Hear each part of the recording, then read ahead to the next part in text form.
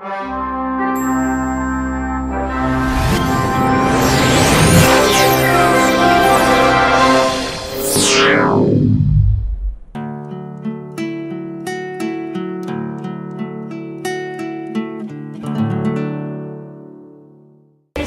approach is that you cannot just simply talk about sexual health with any Tom, Dick and Harry.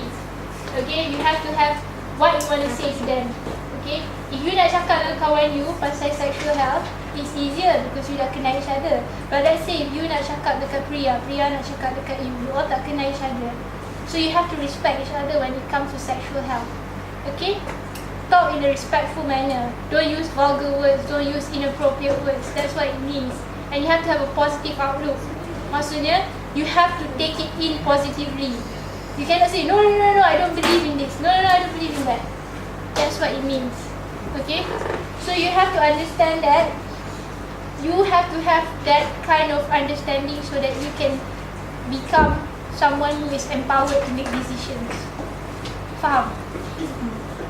Anything from these questions that you don't understand, you can ask me now before I finish. I think I have another 5 more minutes. Everything. Are you mentally prepared to have sex? Okay? Are you mentally prepared to get pregnant? Okay? Are you socially equipped to get pregnant? Do you have the amount of money to take care of your children?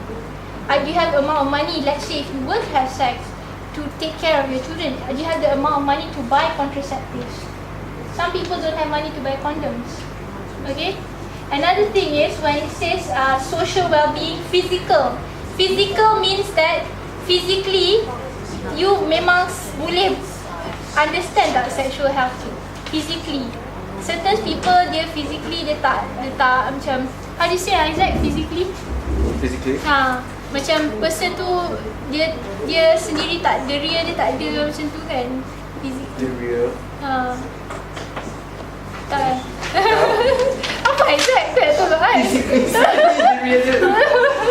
Tak dengar tak. When it comes to physical sexual health, it means that physically you're healthy lah. Okay, that means you don't have STDs, you don't have HIV and all that. But it doesn't mean that if you have HIV or STDs, you cannot have sex. But you have to use proper precautions lah. Maksudnya macam tu. Faham? Isaac, bukan tu kan? I tak faham macam Get contraceptive pills if you're under 18? Yes. Free? It's free. You have to buy lah. But you're allowed to take contraceptive pills if you're under 18. You're allowed to take. Dia bukan bawa drug kan? You're allowed to take contraceptive pills. I have a friend who takes contraceptive pills, not because she wants to protect herself, but because of her own diseases. So, you can take contraceptive pills. You can even take contraceptive pills to prevent yourself from getting pimples. Okay, this is extra knowledge. Okay? Okay. I'm sure you guys still remember me, right? I'm Isaac. Okay. Father Penang actually come out with Salim Talks project, which we call Perkhidmatan Kesihatan Remaja, which abbreviation is PKR. So don't get me wrong, it's not a political party. We are actually providing health services, to marginalized youth. Okay, firstly let me explain what is marginalized youth. Marginalized youth are those who have been outcasted by the society, and maybe they're unwanted people. Like, you actually look at them in a negative manner by the society. So we're trying to reach out to them and try our best to help them. So what actually classify under marginalized youth? Okay, let's put it this way. Marginalized youth are those who are like, mat-rempits, drug abusers, who are under age 25 years old, which is from 13 to 24 years old. In this age range, we actually target to this group of people. So by doing so, we actually going out, have a lot of outreach activities, reaching out to them and see what we can contribute in helping them. We actually target sex workers as well. Okay. So basically, FHDA, Family Health Development Association. I'm sure you guys actually know that we are in FHDA now, and we've been developed since 1958. So it has been long years of long establishment, and then we have helped a lot of people in giving our health services. Okay, our objective. So talking about 13 plus, we're actually starting with adolescents, remaja, right? And this is our project main objective. Okay. Besides that, we have access, advocacy, HIV, and abortion. Okay. Let me share with you a story of my experience, my encounter with a youth. Okay. He's just 20. Okay, I have a friend. To say a friend, I cannot state the name. Okay. Because when you come to our clinic, right, everything will remain anonymous. I mean, like we will not tell other people what you did or what you do or what you plan to do or something like that. Maybe because it's anonymous, we try to protect your privacy. It is confidential. Okay. I have a friend who is just 20 years old, and he got HIV. Okay. So he's very depressed of his own condition because he's just 20 years old. Imagine that, and he has the whole world right in front of him. And at that time, his world collapsed entirely. So what can we do to help them? Okay, he actually came to our clinic and he asked for our help at that time. And then he tried to tell his parents, not his parents. He tried to tell his brother first. His brother actually came back from Singapore, and he found it very hard to tell his brother because he and his brother are quite close. Very close. His brother actually sponsored him education, go college and stuff, but he found it very hard to open his mouth and tell his brother. So he came to our clinic and he asked for help. Miss Angie actually attended to his case.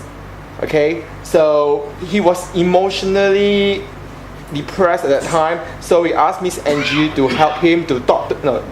He needs someone to talk to, and Miss Angie was the right person to talk to him. Okay, so they have a session together, and then from that session he actually that Miss Angie actually let him know that let him decide whether he should tell his brother or to postpone it later. And he made up his mind. He got his courage and he made up his mind, and he wanted to tell his brother. So my job is, as his friend, I support what he does, and I just bring his brother, fetch his brother and him together to clinic and his other friends to come for VCT testing. VCT testing is to test for your HIV, and besides that we have syphilis testing as well.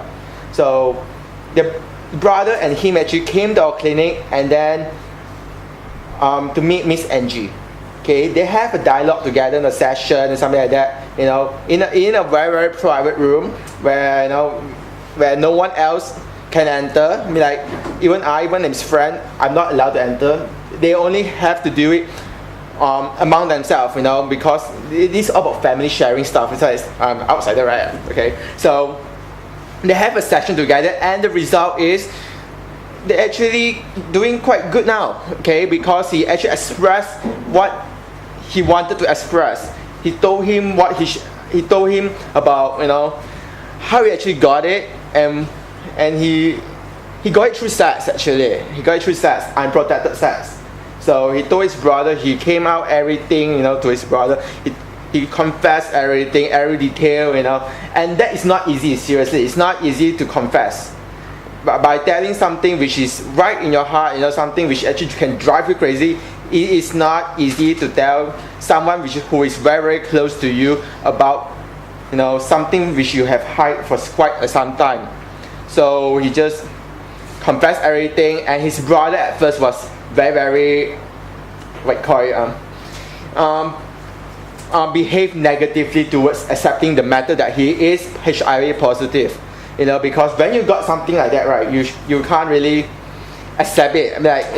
As his brother, then after that, Miss Angie actually had another session with his brother, and then they had a session. I'm not in there, so I don't know what's the details. So, but I know the end result is all of them are happy ending lah. The brother accepted my friend as who he is. HIV positive, and still support him to his college, and from now on, and from what I heard, right, I still keep in contact with him. They're actually doing quite well. They actually, but then he has no intention to tell his parents yet, because he believes that he can't tell his parents at that time yet. At this time yet, he doesn't have the courage yet. Just his brother, someone he can really trust. That's it. And now he's doing quite good. He's still studying and going on with regular medical checkup and stuff. And he's doing quite well. So that's it. My story. I'll share with you guys.